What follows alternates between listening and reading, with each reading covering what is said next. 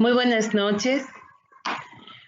La Fundación Global Democracia y Desarrollo y el Centro de Estudios de Seguridad y Defensa, CESEDE, les da la bienvenida. Gracias a todos por estar aquí presentes. Hoy tenemos la apertura del webinar Fuerzas Armadas y Policía Nacional ante el COVID-19 en las Américas.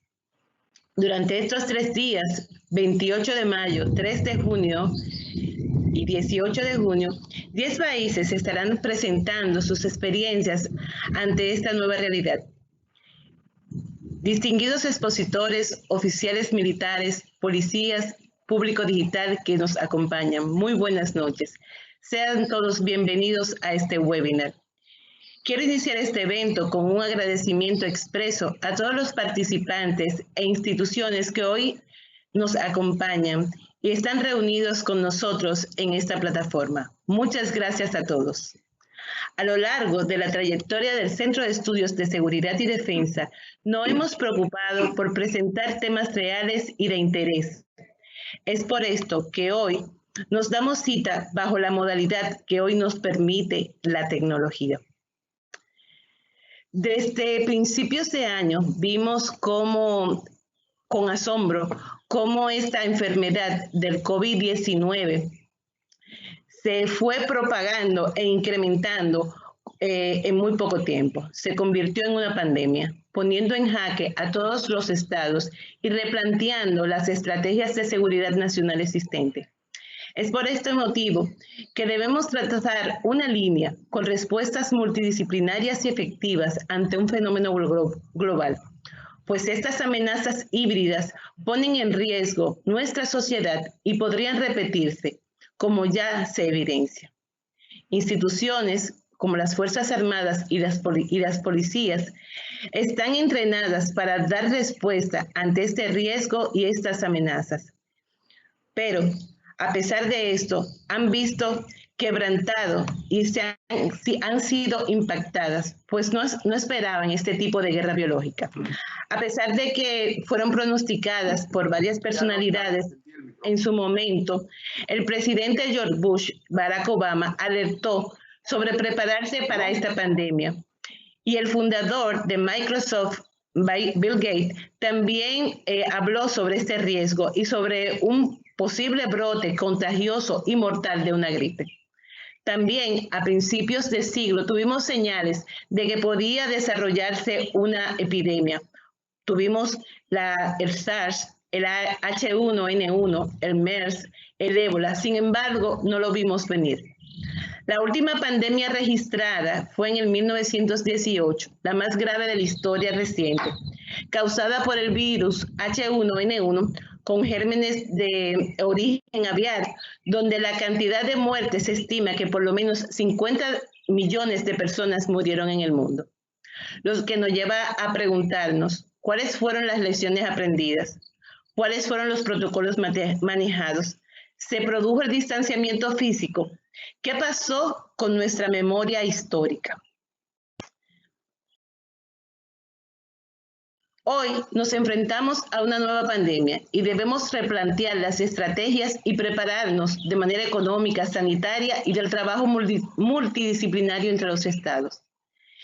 Es por este motivo que preparamos este interesante webinar que hoy presentamos con expertos nacionales e internacionales de instituciones oficiales que han realizado su trabajo durante esta pandemia del COVID-19. Ellos nos mostrarán sus experiencias, observaciones, recomendaciones y análisis para actuar de una forma estratégica contra la bioseguridad nacional, con protocolos y usos adecuados para los recursos que ya tenemos hoy en día.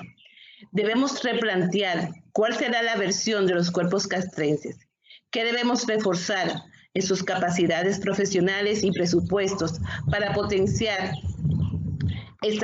estas dos instituciones, ya que las guerras biológicas y las pandemias del futuro son nuestra realidad. Esperamos que al final de este webinar muchas de nuestras interrogantes puedan ser contestadas y que por lo menos se han encaminado a tener nuevos retos. Durante estos 3 días 28 de mayo, 3 de junio, 18 de junio, estaremos presentando de 3 a 4 expositores. Cada uno de ellos tendrá un tiempo no mayor de 7 minutos. Una vez terminada su presentación, iniciaremos con la exposición y terminada la ronda, iniciarán las preguntas y las respuestas. Las preguntas serán enviadas al chat para ser contestadas por el expositor. Por lo tanto, le pedimos por favor que sean dirigidas a los expositores de manera específica. Al término de todas las rondas, el doctor Roberto Cajina de Nicaragua, que también nos acompaña, presentarán las conclusiones de la primera etapa.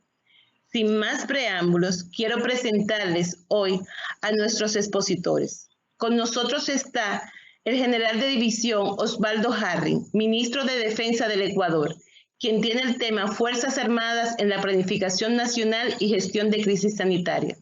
También nos acompaña el doctor Miguel Navarro Mesa, jefe del Centro de Investigación de Estudios Estratégicos de la Academia Nacional de Estudios Políticos y Estratégicos de la ANEP Chile, con el tema Una aproximación multifacética de las Fuerzas Armadas chilenas en acción al COVID-19. Además, está el capitán de fragata de Marina, Eduardo Balbi, presidente de Anticiparte de Argentina, con el tema Capacidades logísticas y el combate de las Fuerzas Armadas Argentinas al servicio de las emergencias sanitarias. Y nuestro querido representante y amigo Guillermo Pacheco, director de Asuntos Internacionales del Security College de Estados Unidos, con el tema El impacto del COVID-19 y la seguridad y la defensa, un regreso sin retorno.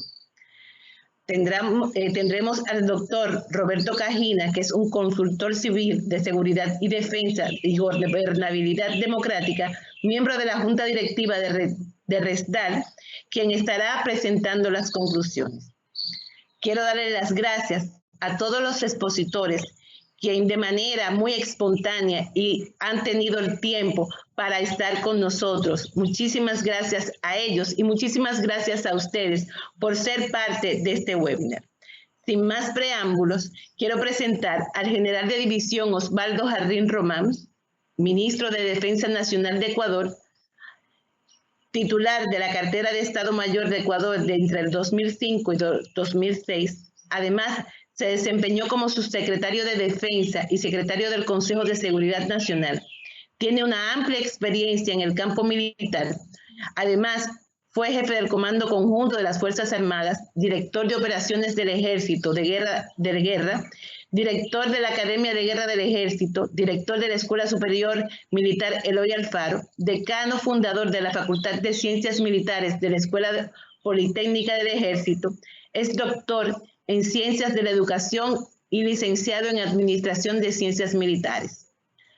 Es profesor en emérito del CHDS, de la Universidad Nacional de la Defensa de Washington, entre otros cargos y acciones que ha tenido durante toda su trayectoria. Sin más preámbulos, quiero darle las gracias e invitar al profesor general de división Osvaldo Harring a que comience su presentación. Muy buenas noches, general. Muy buenas noches, gracias por la invitación. Mi saludo cordial a los expertos que nos acompañan. Para referirme a las Fuerzas Armadas en la planificación nacional y la gestión de la crisis que estamos viviendo, creo prudente comenzar por delimitar lo que significa la crisis sanitaria. Y como todos conocemos, un problema de salud provocado por un virus desconocido mortal que tiene una capacidad de transmisión comunitaria inmensa. Por tal motivo, tiene una expansión global para ser catalogada como una pandemia. Este virus no solamente se queda en el ámbito de la salud, que de por sí ya es grave para la humanidad, pero hay que considerar que es un factor de desestabilización de los estados.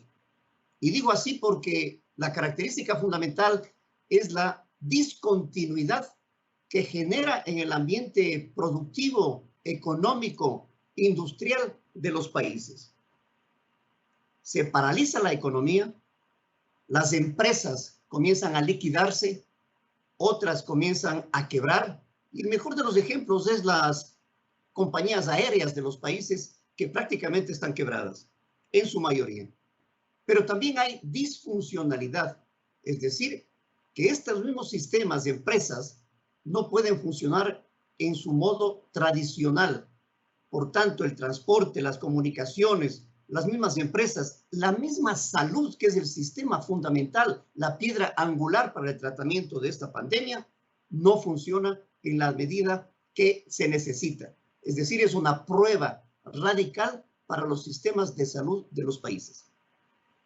Pero no siendo suficiente, también hay una interdependencia, considerada así porque este problema de salud ha pasado al campo de la economía, ha quebrado la economía, ha paralizado las economías, tiene enormes repercusiones.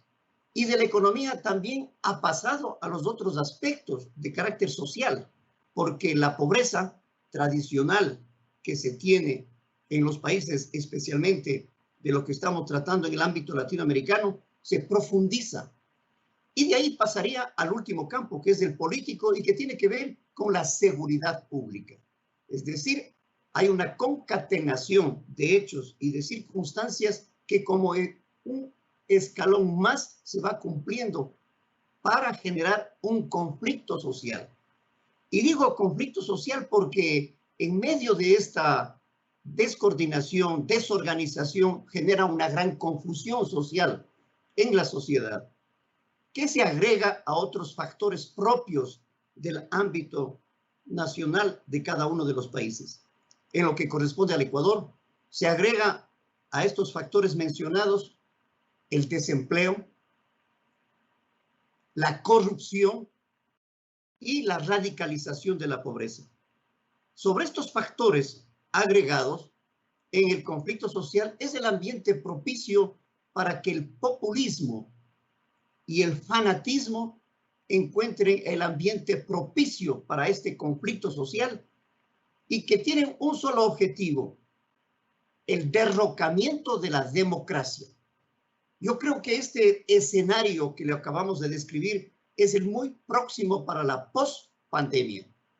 No podríamos avanzar ni profundizar más en este sentido, pero el último libro escrito por Michael Lind habla de New Class War, es decir, de las nuevas clases sociales de la época actual, que serán los conflictos inmediatos que tendremos en la post-pandemia.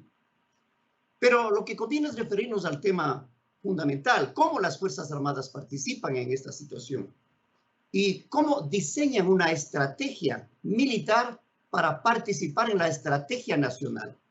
Ese es el hecho de que participen como Ministerio de Defensa en representación de las Fuerzas Armadas en la planificación nacional. Adicionalmente, la gestión específica como institución de cómo participa para manejar el tema de la pandemia. Y obviamente, si es que vamos a participar en una crisis de esta naturaleza y si vamos a tener todos nuestros recursos a disposición del Estado, hay previamente que proteger a la población militar. Los recursos humanos son fundamentales para poder actuar. No son solamente los sistemas, no solamente los equipamientos, es el personal. Y ese tiene que ser protegido. En este sentido, esta estrategia de la planificación nacional necesita un liderazgo, una dirección clave que sea oportuna, inmediata, efectiva y que pueda estructurar a los diferentes sistemas de los ministerios que existen. Por consiguiente, es una gestión multidisciplinaria de todos los ministerios al más alto nivel para poder conformar la determinación de políticas públicas, de protocolos y de mecanismos para ir controlando este problema. Otro de los temas fundamentales, además del liderazgo, obviamente, es la determinación de este nivel de planificación a la más alta consideración. Y en tercer lugar, el diseño de un plan de contingencia que responda y que dé cabida a la acción de cada uno de los ministerios y en su conjunto afrontar la problemática de salud. Se tiene que complementar con comunicación social.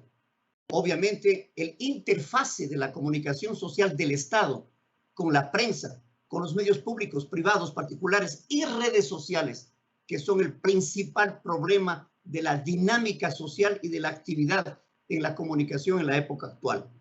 Y finalmente, el control de la sociedad, que tiene que ver más relacionada con la seguridad pública para complementar las diferentes acciones en esta planificación nacional. Pero lo que acabamos de exponer parecería que es temas teóricos. ¿Qué ha hecho el Ecuador? ¿Qué está haciendo el Ecuador? En primer lugar, el 11 de marzo se determina por parte de la Organización Mundial de la Salud, OMS, una pandemia.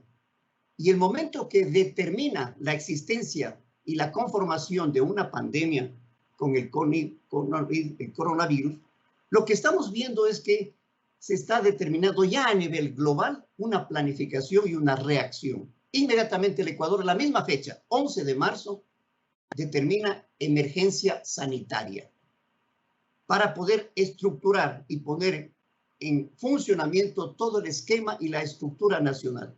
Es decir, los comités de operaciones de emergencia a nivel nacional, comité de operaciones de emergencia a nivel provincial y en sus mismos términos el comité a niveles cantonales de los 224 cantones que tiene el Estado. Es decir, se pone en funcionamiento toda la estructura que existe para concatenar, para eslabonar las decisiones desde la dirección del gobierno hasta los gobiernos autónomos descentralizados y las comunidades hasta llegar hasta los cantones y las parroquias para la ejecución y el cumplimiento de las políticas, los protocolos que se determinen. Esta planificación fue específica. Significa que para el día 16 de marzo, es decir, en 5 días, ya se determinó la planificación y hubo necesidad de que se establezca un estado de excepción. El Estado determina entonces mediante decreto, estado de excepción nacional. Y la aplicación de un plan de contingencia conformado por 4 fases. Fase de prevención, protección de la población, contención y resiliencia. En cada uno de los pasos que se determinan en coordinación, en correlación también con la Organización Mundial de la Salud y con la OPS, la Organización Panamericana de la Salud.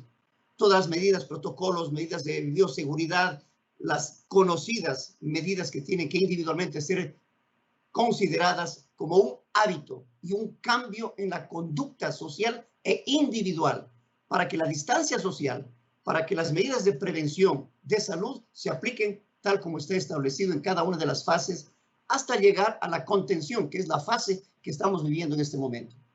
La contención son las diferentes medidas para que no se expanda, para reducir la expansión de este fenómeno tan grave de la salud. Se reconoce como el aplanamiento de la curva de contagio y es lo que estamos viviendo y en nuestro país hemos logrado, especialmente en los lugares más difíciles, como fue desde un principio en la provincia del Guayas. Y digo así porque para el 22 de marzo, después de haber establecido el estado de excepción, el 22, las Fuerzas Armadas hacen una apreciación nacional de la situación y mediante el cual nos damos cuenta que la curva era con un pico exagerado y en contagios estamos hablando de 640 casos y que representaban el 75% de la población. Con una aceleración de esta naturaleza, tenía que las Fuerzas Armadas organizar y dedicar su atención a más de todo el territorio nacional, particularmente a la provincia del Guayas con 4 cantones. Y mediante decreto que pide y recomienda al presidente de la República, se establece una zona especial de seguridad. Y a esta zona se le asigna una fuerza de tarea conjunta, a más de las propias fuerzas que estaban en control de la provincia, la fuerza de tarea conjunta conformada por el comandante general de la Fuerza Naval y un contingente de fuerzas especiales asume el control para poder apoyar a las autoridades políticas, provinciales, cantonales y de lo que corresponde al Comité de Operaciones de Emergencia Provincial, al mando obviamente de su gobernador, pero tiene el asesoramiento, el apoyo y la acción directa por parte de la Fuerza Naval con el contingente creado. Esto es lo que corresponde a la planificación nacional. Pero cuando hablamos de gestión, corresponde asimismo determinar cuáles son las acciones específicas institucionales que tienen que desarrollarse para el tratamiento de este fenómeno, de este problema, de esta crisis en todos los órdenes que hemos mencionado. Y lo más importante es considerar qué recursos disponen las Fuerzas Armadas para el apoyo nacional. Evidentemente, la logística es una materia fundamental.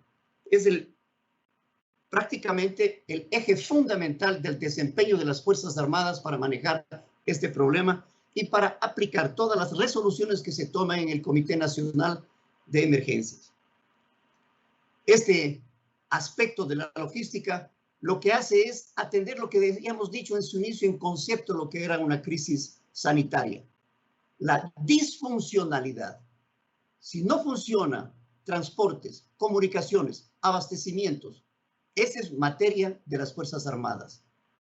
Al momento tenemos 1.200 horas de vuelo con aviones de carga pesada, medianos y ligeros ejecutivos. Estas 1.200 horas de vuelos nos han permitido establecer un reabastecimiento y una dotación médica de emergencia y sobre todo de víveres de los lugares apartados del país.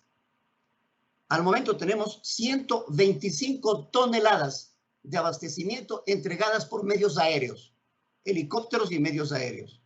Esto es la forma como se atiende a la población que no se vea afectada por esta disfuncionalidad de los diferentes sistemas que se tienen en el país.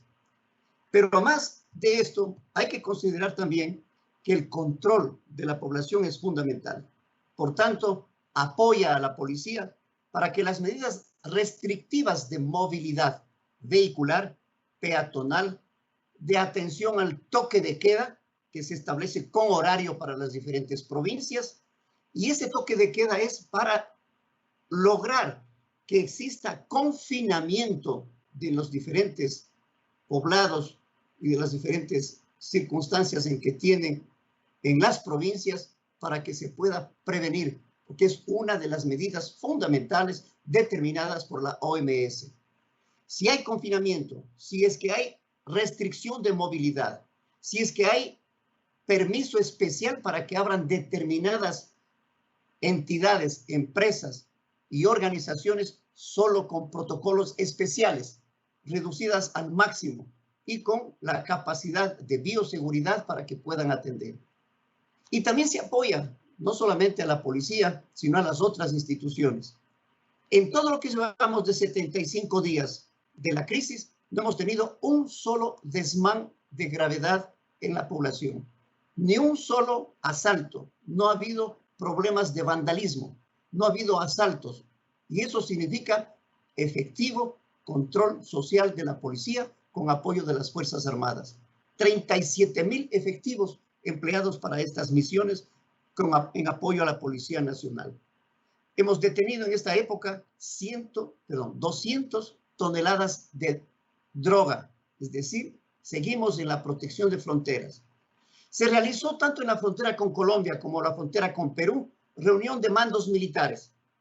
El comandante de la 6ª División Blindada del Perú se reunió con el comandante de operaciones de la División del Ecuador y con el director de operaciones. Y el propio jefe del Comando Conjunto de las Fuerzas Armadas del Perú acudió a esta reunión, en idéntica forma que con Colombia. Y se realizó una operación combinada denominada Espejo. ¿Por qué? Obviamente, la migración, que no tiene las condiciones adecuadas, trata no solamente de pasar de un país a otro, sino de afectar. Y la concentración de esta migración es un problema de situación de riesgos, de atención, de demanda social y de problemas que se presentan por la acumulación de personal en áreas que no están previstas para esa cantidad de gente que llega en la migración. En idéntica forma también las Fuerzas Armadas, a más de apoyar a la policía, apoya a otras instituciones. Como hemos dicho, hay un efecto que se desencadena en otras circunstancias. Tuvimos un desastre natural. El país es exportador de petróleo y tenemos 3 oleoductos en la Amazonía. Pues hubo una correntada de tal magnitud que destruyó los 3 oleoductos de petróleo y es el principal producto de exportación de nuestro país. Al mismo tiempo que tuvimos la pandemia, que estamos teniendo la pandemia, estamos manejando ese problema. El Cuerpo de Ingenieros del Ejército acudió y reparó junto con Petroecuador los 3 tubos, reconstruyó los 3 tubos del Cuerpo de Ingenieros del Ejército. Pero también apoyamos al sistema de salud. Hemos desplegado 5 hospitales de campaña para las principales ciudades y apoyar al sistema de salud. Y estamos entregando hasta la presente fecha más de 500,000 kits de alimentos, porque la población, si está confinada, si no puede salir, si es que hay restricción de movilidad, ¿cómo puede alimentarse? Entonces, el presidente de la República, en primer lugar, incrementó un bono especial de emergencia para entregar a la población más desfavorecida. Además del bono, se entrega kits de alimentos con distribución de las Fuerzas Armadas en apoyo al Ministerio de Salud, al Ministerio de Inclusión Social y a las donaciones públicas y privadas. Hemos recibido donaciones internacionales y el contacto con Estados Unidos, con China, con Alemania ha sido muy significativo para obtener los equipos de bioseguridad y para apoyar a los hospitales con los medicamentos y con todo lo que necesitan para su trabajo. Desgraciadamente, en este contacto hemos tenido, por responsabilidad de la Fuerza de Tarea Conjunta, 1.500 sepelios de personal contagiado. Con extremas medidas de seguridad, el Ejército conformó con la Fuerza Naval un equipo especial para el sepelio de los cadáveres. Y tenemos en este momento 800 contagiados y 7 militares que han fallecido. Pero se logró controlar. Este momento hemos desactivado la zona especial de seguridad y también la Fuerza Tarea Conjunta, porque cumplió su misión. Y este momento, en 2 días, no hemos tenido ni un solo contagiado en Guayaquil. Eso significa que se aplanó la curva. Significa que está controlada la situación dentro de la fase de contención, que significa el hecho de evitar el aceleramiento de los contagios. Y los círculos epidemiológicos funcionaron, especialmente en Guayaquil, que era nuestra principal preocupación. Hoy estamos haciendo un trabajo similar con la participación de las autoridades locales, de la capital, del alcalde de Quito. Es decir, un gran trabajo que se realiza con la experiencia anterior y que está dando magníficos resultados. Yo creo que todas estas acciones que hemos mencionado representan la acción de las Fuerzas Armadas en apoyo a la seguridad nacional, a las entidades gubernamentales. Finalmente, también hemos apoyado a los centros de rehabilitación social, de tal manera que no exista amotinamientos y que se mantenga la seguridad a nivel nacional. Yo creo que la última expresión que corresponde en esta época es decir que hace falta confianza, legitimidad, que son los principales motores para preservar la estabilidad que es principalmente afectada.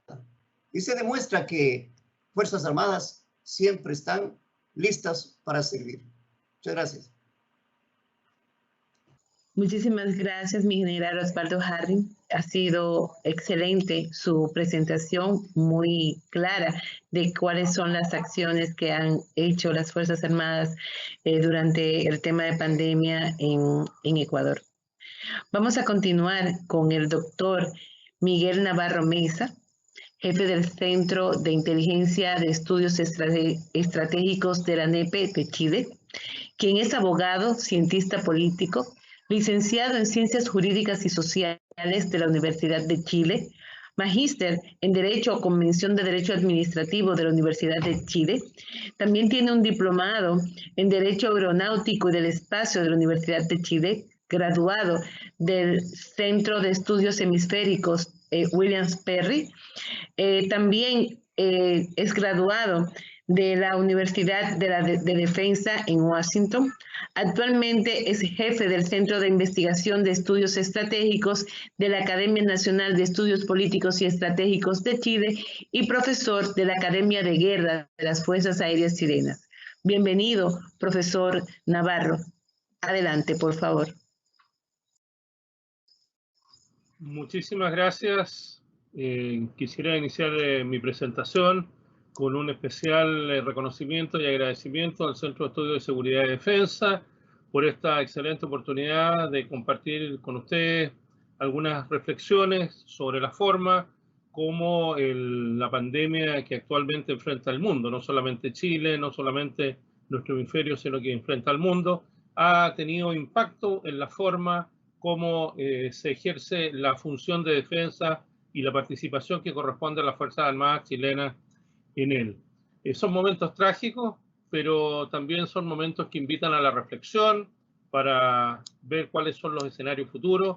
Esto va a tener efectos importantísimos en términos de misión de las Fuerzas Armadas, en términos de relacionamiento político-militar, en términos de institucionalidad de la defensa.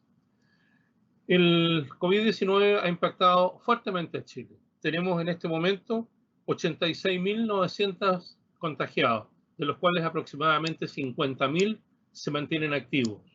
Debemos lamentar trágicamente el fallecimiento de 890 personas.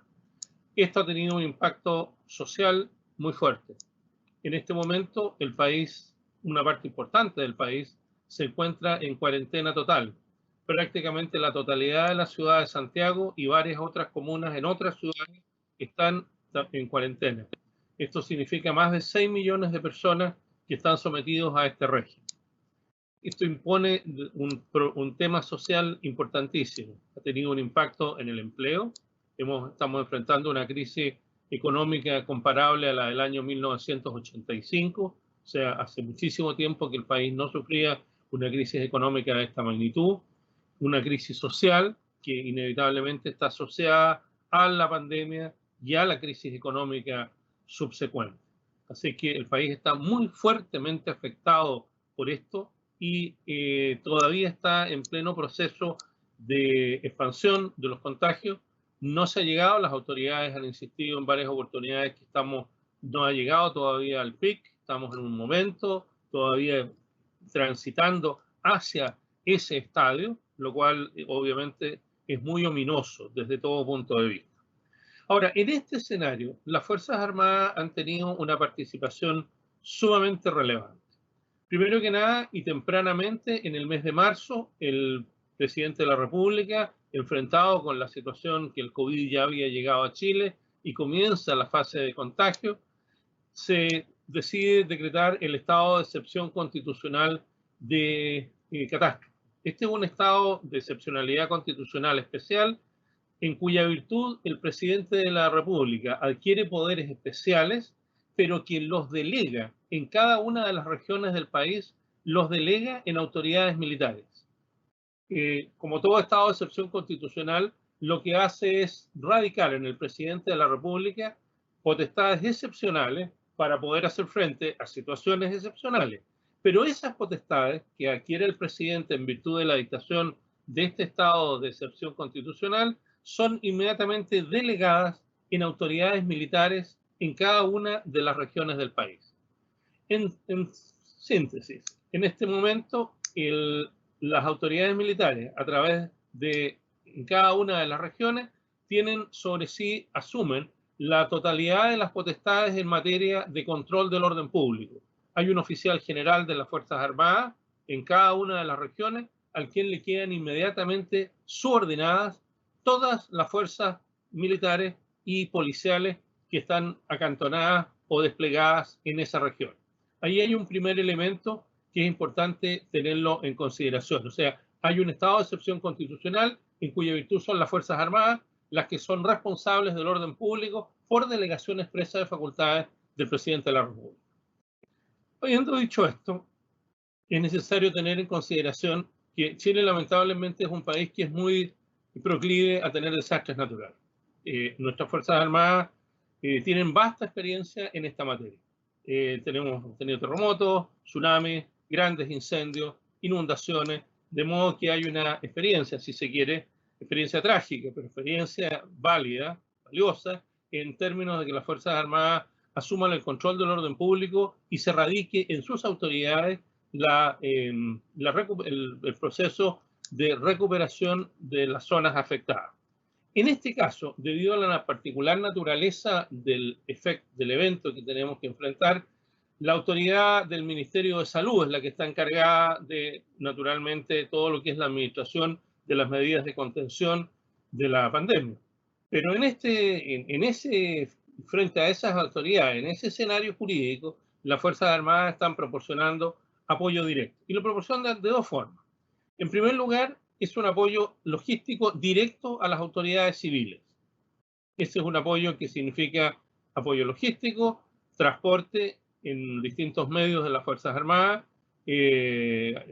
logística adecuada, traslado de pacientes, que ha sido muy importante para evitar la saturación o frente a la saturación de los hospitales en la región de Santiago, en la región metropolitana. Ha sido necesario desplegar en operativos médicos muy complejos, desplegar tanto con aeronaves, con aviones como con helicópteros a otras regiones donde hay un poco más de disponibilidad de camas críticas.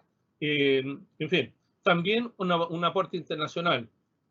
Parte importante de los respiradores y otros insumos médicos que han sido donados o adquiridos por Chile en el extranjero han sido trasladados al país en aviones de la Fuerza Aérea de Chile. Entonces hay un aporte que es un apoyo directo, es un apoyo logístico directo al actuar de la autoridad política en la contención del coronavirus. Esa es una forma. La otra forma es el apoyo y la responsabilidad del control del orden público. En esto, cada uno de los jefes regionales, cada uno de los jefes militares que están a cargo en cada una de las regiones, dicta sus normativas, por supuesto dentro de un parámetro general que establece el Ejecutivo, y está disponiendo las medidas necesarias para contener y mantener el orden público. Esto es muy importante, pero las Fuerzas Armadas, justo es decirlo, han asumido un rol de apoyo a las fuerzas de policía, es decir, son las fuerzas de orden y seguridad pública, que en el caso de Chile son Carabineros y la Policía de Investigaciones, los que tienen la responsabilidad directa, inmediata, de control del orden público. Las Fuerzas Armadas lo que hacen es apoyar este proceso de control. Siempre es la policía la que actúa primero, es la que tiene la experiencia, es la que tiene el entrenamiento, es la que tiene más la capacidad de tratar permanentemente con las personas. En ese sentido, el control del orden público, lo que hacen las Fuerzas Armadas es darle un apoyo a las fuerzas de policía. Es importante entender que en el país existe un toque de queda general, de aplicación de entre las 10 de la noche y las 5 de la mañana en todo el país, hay un toque de queda total, y además la cuarentena en numerosas comunas del Gran Santiago y en otras zonas del país. Más de 6 millones de personas se encuentran en este momento bajo cuarentena. Desde ese punto de vista, entonces, el apoyo de las Fuerzas Armadas en términos de su soporte a las fuerzas de policía es muy fundamental. Pero, insisto, es la policía, son los Carabineros de Chile y la Policía de Investigaciones de Chile los que tienen la responsabilidad directa del control del orden público. Las Fuerzas Armadas asumen un rol de apoyo, un rol de soporte, un rol de sostén de las fuerzas de policía en esta materia, pero son primero los policías los que tratan de esto. Ahora, habiendo dicho esto, y sobre todo considerando la experiencia que tienen las Fuerzas Armadas de Chile en esta materia, lamentablemente, insisto, un país que tenemos mucha tendencia a las catástrofes, insisto, terremotos, tsunamis, grandes incendios forestales, aluviones de gran magnitud, inundaciones. Entonces, las Fuerzas Armadas permanentemente están apoyando. Pero lo que ha sido distinto ahora es la magnitud del apoyo, porque normalmente estas catástrofes que habíamos tenido habían sido localizadas, incluso en sectores relativamente extensos, como fue el terremoto del año 2010, pero en general habían sido localizadas. Nunca antes por lo menos hacía muchísimos años, había habido una catástrofe de naturaleza total que abarcara la totalidad del territorio nacional. Entonces, en ese sentido, el esfuerzo demandado de las Fuerzas Armadas en esta materia ha sido inconmensurablemente mayor. Pero afortunadamente la experiencia existía, tanto en los procesos jurídicos y administrativos de la dictación de los estados de excepción constitucional, en este caso del estado de catástrofe, cuanto en la aplicación y rápido despliegue de las instituciones de la defensa para hacer frente a este escenario. Eso es importante tenerlo presente. Como ya abandonando lo que es la perspectiva actual, lo que ha sido en estos últimos 70, 80 y tantos días, y proyectando hacia futuro, hay tres aspectos que a mí me parece que resultan bastante interesantes en el caso chileno y que merecen ser analizados con particular atención. En primer lugar, la determinación de los límites existentes en lo que se denomina la polivalencia. En Chile, las Fuerzas Armadas tienen una misión bien clara en la Constitución política, que es la defensa externa del territorio y la soberanía del país. Eso está claro, está establecido así en la Constitución. Pero la realidad de la seguridad, la evolución de la seguridad, ha demostrado que las Fuerzas Armadas tienen que estar preparadas para hacer frente a una amplia gama de escenarios. En algunas amenazas, riesgos, como sea, una amplísima gama de escenarios. En los últimos años en Chile se ha acuñado el concepto de la polivalencia, o sea que las instituciones de la defensa tienen que estar capacitadas para hacer frente a esta amplia gama de escenarios. Se ha definido lo que son las llamadas áreas de misión, se definió en el libro de la defensa 2017, pero todo esto ha sido englobado en el concepto de la polivalencia, es decir, la capacidad de las instituciones de la defensa de responder tanto a las misiones clásicas, defensa del país, del territorio y de su soberanía, frente a una agresión externa de naturaleza clásica, cuanto a hacer frente a nuevas amenazas y nuevos escenarios, nuevos riesgos y nuevos escenarios. Pero aquí una de las cosas que nos ha surgido a propósito del COVID ha sido precisamente la necesidad de establecer un equilibrio, un límite en la polivalencia. Porque si bien es cierto, la lógica del conflicto moderno ha evolucionado, la guerra híbrida, el concepto del conflicto de cuarta generación, hace necesario flexibilizar la misión de las Fuerzas Armadas, no es menos cierto que es necesario lograr un equilibrio que no es fácil, un equilibrio que a veces es inestable, es sutil, pero que es necesario de determinar. ¿Cuánto del entrenamiento militar, de su equipamiento, va a estar orientado a las misiones clásicas que establece nuestro ordenamiento jurídico?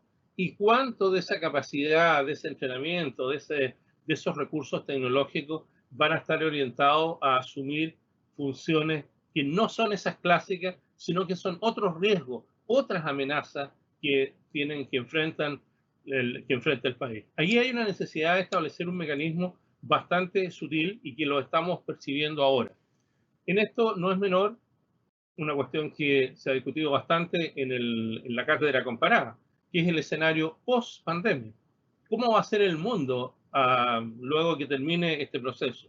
¿Va a ser, según algunos, un mundo más solidario, con mayor multilateralismo, fortalecimiento de los organismos internacionales, o por el contrario va a ser un mundo mucho más nacionalista, con debilitamiento de los organismos internacionales y probablemente con mayor violencia asociada en el ámbito internacional? Bueno, esos son escenarios todavía en análisis, no es posible determinarlo, pero sugiere riesgo, todo eso sugiere prudencia.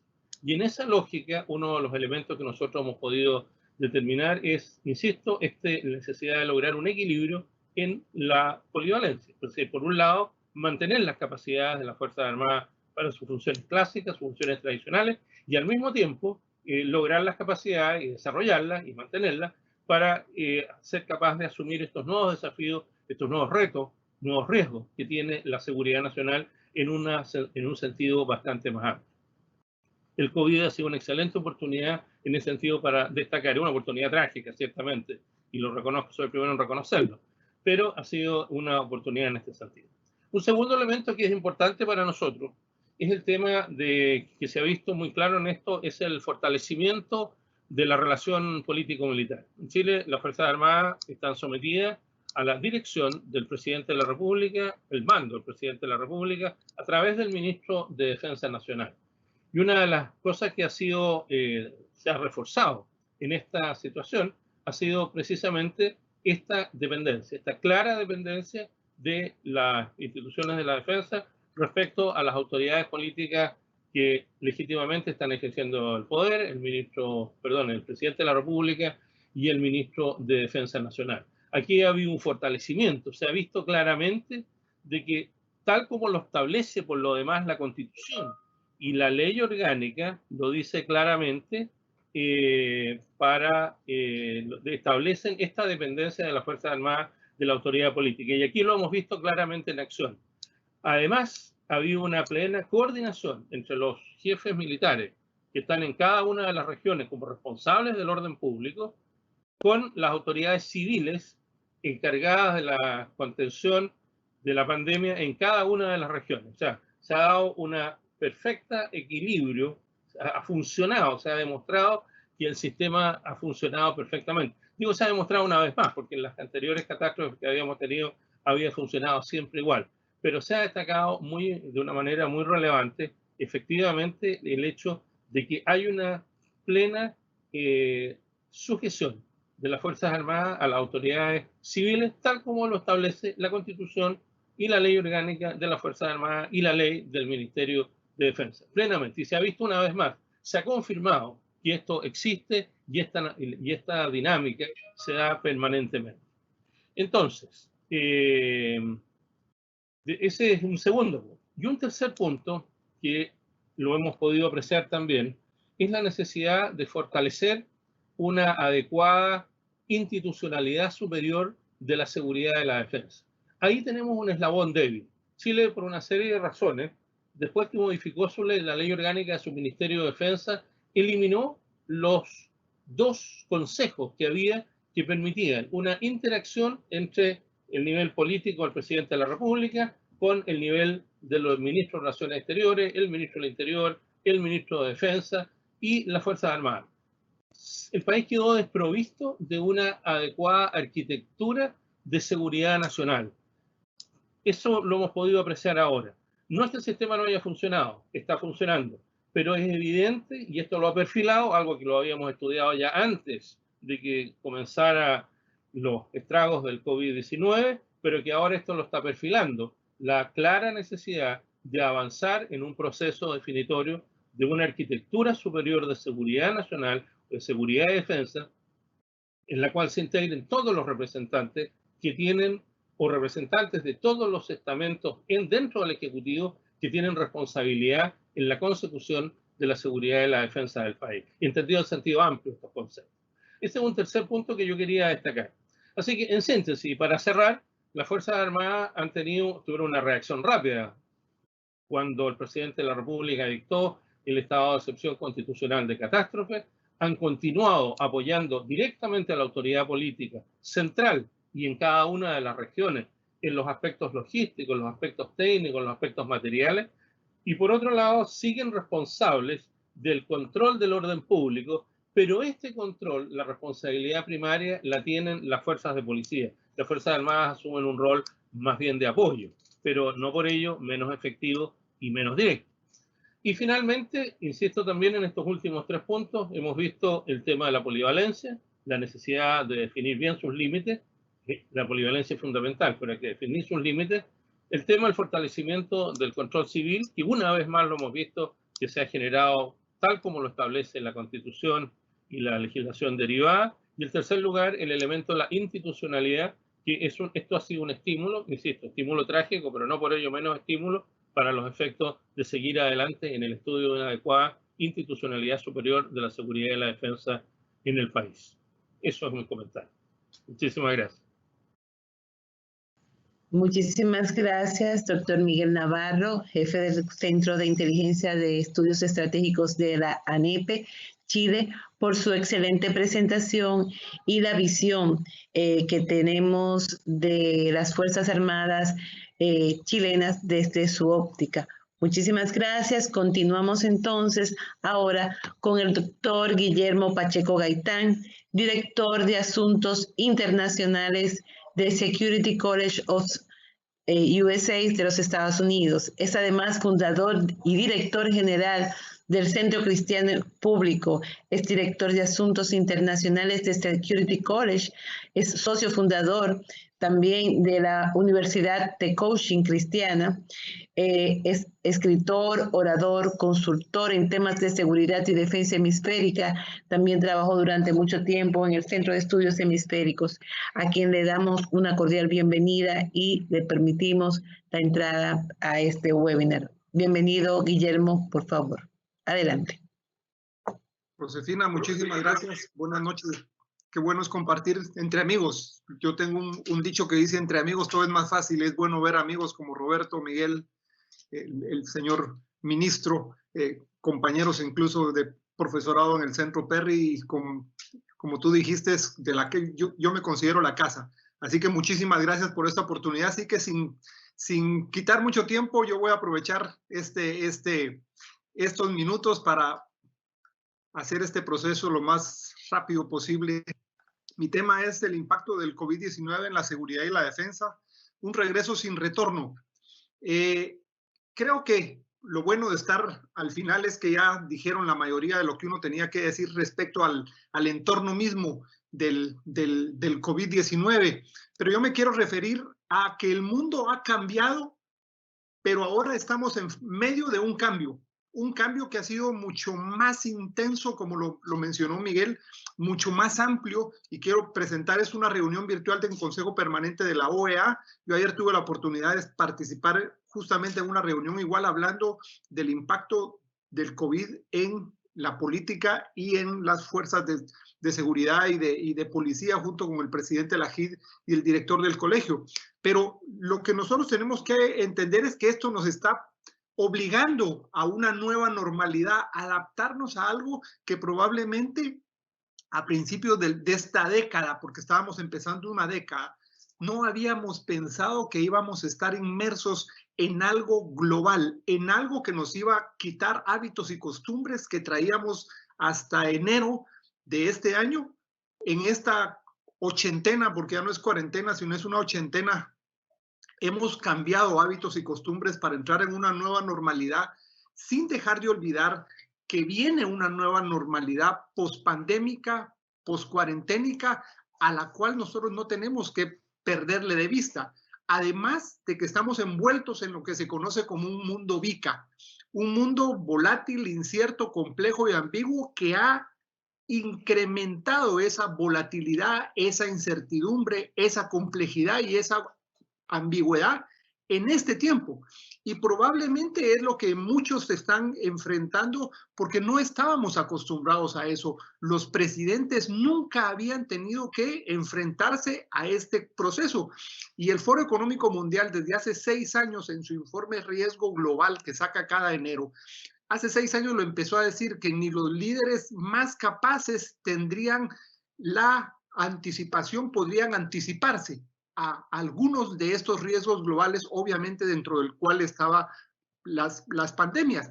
Y entonces, ante este escenario, nosotros lo que tenemos que entender es que es tan rápido que el cambio nos obliga a soltarnos a tiempo. Yo entiendo el cambio como saber soltarse a tiempo, en el entendido de que cuando nosotros estamos en esta nueva normalidad, tenemos que entender que la que pasó ya no regresará, y que de todos modos vamos a una nueva. Entonces, entre más rápido cambiemos, más rápido podremos estar inmersos en las respuestas que tenemos que hacer. Darwin dijo que la especie que sobreviviría a los cambios no sería la más fuerte, sino que la que más supiera adaptarse a eso.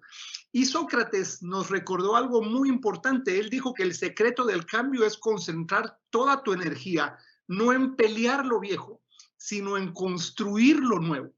Sobre todo porque en América Latina venimos peleando con modelos de hace 20, 30 años, sobre todo en el tema de seguridad y defensa. Venimos tratando de resolver el empleo y uso de ambas fuerzas con modelos de hace 30 años, sin dejarlos ver lo que tendríamos que ver. Yo tengo 2 años en que mi hipótesis es: no estamos viendo el futuro. Yo empecé a hablar del 2030, donde las fuerzas que conocemos ahora no van a existir en el 2030, pero llegó el COVID-19 y esto retrasó los tiempos y por eso es la importancia. Robert Shiller, premio Nobel de Economía en 2013, habla de 2 pandemias. ¿Por qué me quiero referir a esto?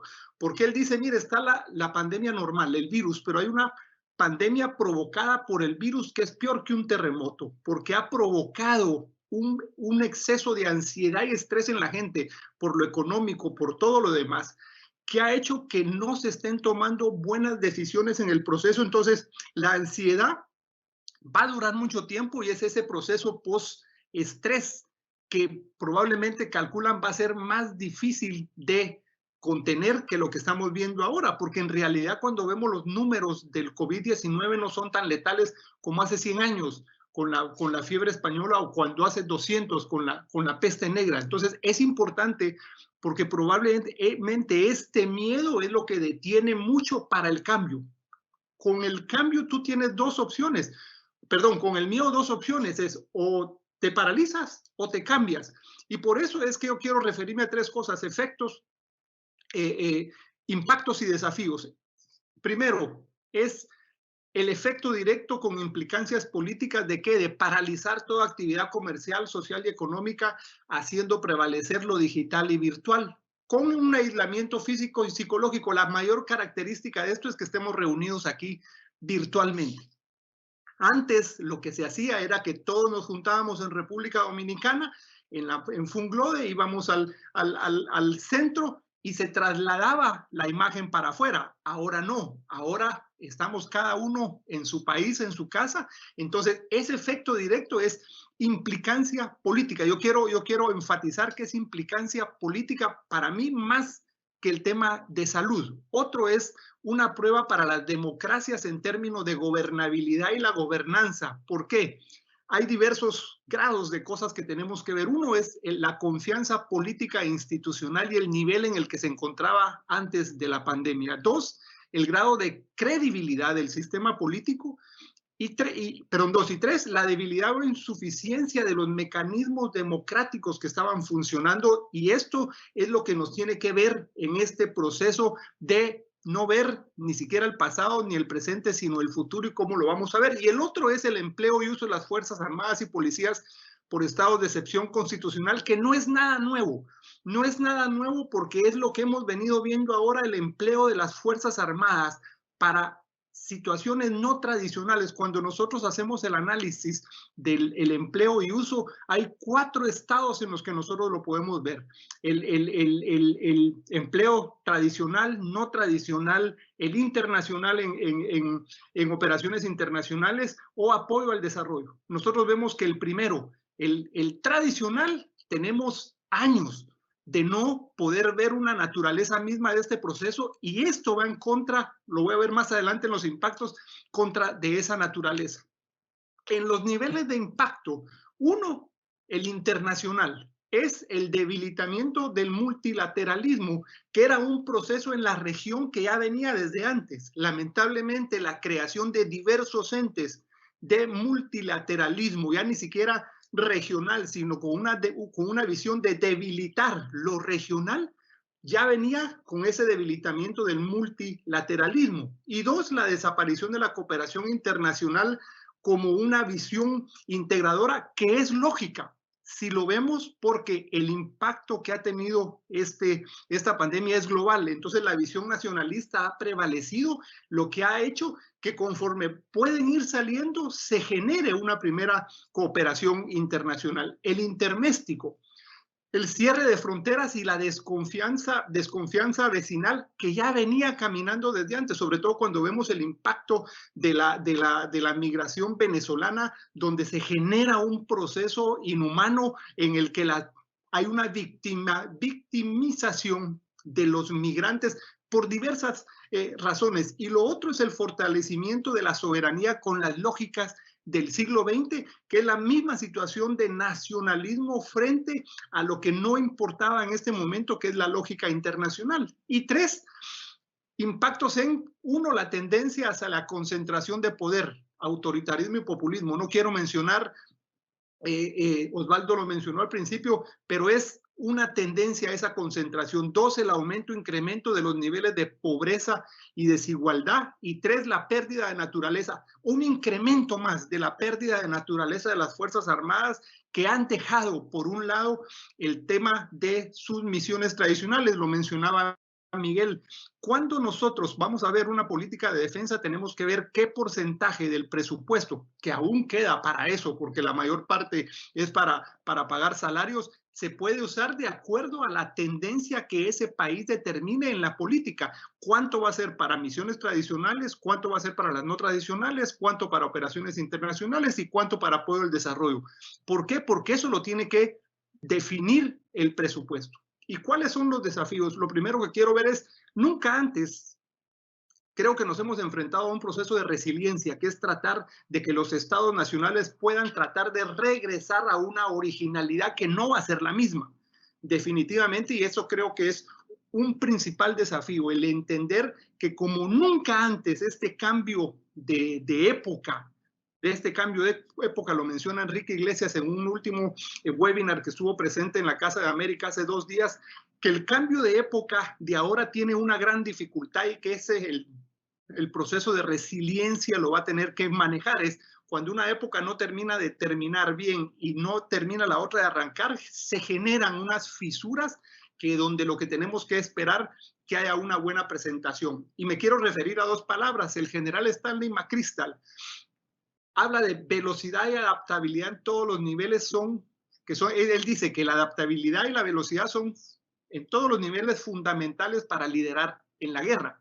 En este momento, el mayor desafío son velocidad y adaptabilidad para poder entender el entorno, para leer los tiempos. Nunca antes, no, estoy hablando leer los tiempos, no prospectivar los tiempos. Una cosa es leer y entender los tiempos y otra cosa es prospectiva. La prospectiva es una herramienta de ese entendimiento que uno tiene que tener de los tiempos. Uno de los mayores desafíos también es que el escenario exige una solución política y no económica. Esto de las naciones, sobre todo del multilateralismo, y ayer le decía a la OEA que la OEA puede ser ese puente para eso, implica una hoja de ruta con visión de futuro. Pocas veces han habido muchos estudios de visiones 2030, 2040, la famosa 2020 desde principios de este siglo, pero nunca antes había necesitado una hoja de ruta para poder llevar a la resiliencia de los estados y tener una ruta hacia donde queremos ir. Otros desafíos es restablecer las confianzas mismas hacia el interno de las organizaciones, de las instituciones y a lo multilateral, establecer un espacio de convergencia para definir esa hoja de ruta a 10 años y para generar las condiciones de gobernabilidad y en especial de gobernanza donde están implícitas la formulación de las políticas de seguridad y defensa con esa nueva mentalidad, entendiendo que este es un desafío político metodológico. Y el mayor desafío en el tema que nos compete ahora es el futuro de la seguridad y la defensa, pensando en un mayor acercamiento que impacta el diseño de fuerzas, en el entendido que ese modelo tardío que nosotros hemos traído para analizar políticas de seguridad y defensa separadas con una visión de que los militares a los cuarteles y los policías a las calles y que los militares son para los ataques externos, creo que está llegando a su fin y si nosotros no lo entendemos en su momento vamos a pagar caro el no empezar a diseñar las fuerzas. Lo que menciona este profesor, él es un profesor de la Universidad de Bonn, fue miembro de la comisión que formuló el último libro blanco de Alemania, donde tocaron el tema de seguridad ampliada. Alemania dijo, wow, mire, la seguridad y la defensa no tiene que quedar separada. Y dice, hace 2 días, la crisis que estamos experimentando actualmente es un punto de inflexión fundamental también para nuestra comprensión de la política de seguridad ampliada. ¿Qué quiere decir? El mayor desafío que tenemos ahora en seguridad y defensa es entender polivalencia, lo dijo Miguel. Yo lo hablo seguridad ampliada, le puedo llamar multidimensionalidad. Es entender que esos desafíos impactan en el desarrollo de fuerzas y van a ir en contra del modelo tradicional que venimos de año tras año y que requiere un esfuerzo puntual de los gobiernos. Estados Unidos, y con esto termino, vivo en Estados Unidos, soy ciudadano de Estados Unidos y no quiero dejar de hablar lo que está haciendo Estados Unidos. Mire, el día de hoy, el Pentágono inició la planificación militar para para las Fuerzas Armadas post-COVID-19. Pero ojo, una cosa, aquí hay que tener cuidado. Este grupo del Pentágono lo lidera lo político, la conducción política, creo, y lo mencionaba Miguel, no hay problemas en cuanto a las relaciones político-militares. El problema que tenemos en América Latina es el entender por parte del político que él es el que tiene que generar una conducción política de la seguridad y la defensa. No es control y no es civil tampoco, perdonen que no es civil, es conducción política. Lo civil, eso que lo hagan en la calle, para eso está la sociedad civil, para que haga su propuesta.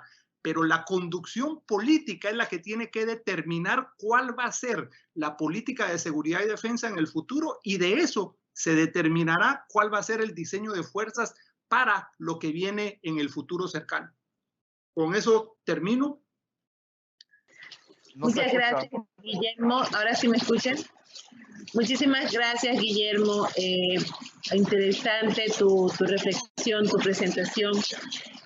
Por supuesto, como siempre, todas las presentaciones que han estado acá han sido magistrales. Ahora vamos a pasar al profesor Roberto Cajina, miembro de la Junta Directiva de la Red de Seguridad y Defensa de América Latina, RESDAL, en representación de Nicaragua. Roberto Cajina es consultor civil de seguridad y defensa, historiador, ha cursado estudios en ciencias sociales, así como en historia y estudios sobre América Latina. Se ha desempeñado como asesor de historia del Ejército Popular Sandinista desde 1994 hasta 1997. Trabajó como investigador de la Coordinadora Regional de Investigaciones Económicas y Sociales. Asimismo, se ha desempeñado como asesor en el extranjero del Ministerio de Defensa de Nicaragua y del Ministerio de Gobernabilidad. Damos la bienvenida a Roberto Cajina, quien nos prepara un resumen de esta primera etapa de este webinar. Bienvenido, Roberto. Adelante, por favor. Muchas gracias, Josefina. Lo primero que quiero hacer es agradecerte por la invitación, el trabajo que me diste para hacer estas conclusiones, pero también saludar a tres amigos muy queridos, al general Jardín, a Miguel, que la última vez que nos vimos, Miguel, estábamos en Bolivia, si mal no recuerdo, y a Guillermo, que ya tengo muchísimos años de no ver, al general también tengo muchos años de no verlo, pero son tres amigos muy queridos y gracias por la oportunidad de encontrarlo en la distancia, más que la distancia social, ¿verdad?, que impone el COVID. No voy a hacer un resumen, sino que voy a tomar dos elementos fundamentales de las tres exposiciones. En primer lugar, el rol estratégico desempeñado por las Fuerzas Armadas para el enfrentamiento de la pandemia. Si comparamos la presentación del general Jardín con la presentación de Miguel, evidentemente se nota. Y yo creo que hay que señalar en estos dos elementos. Uno, la capacidad de planificación, ¿ya?, estratégica que tienen las Fuerzas Armadas. Y por otro lado, la disponibilidad de recursos, tanto de medios como de recursos humanos, el personal. En ese sentido, yo dejaría una pregunta ahí para todos, tanto quienes están participando directamente como los amigos, como la gente que está participando en el webinar.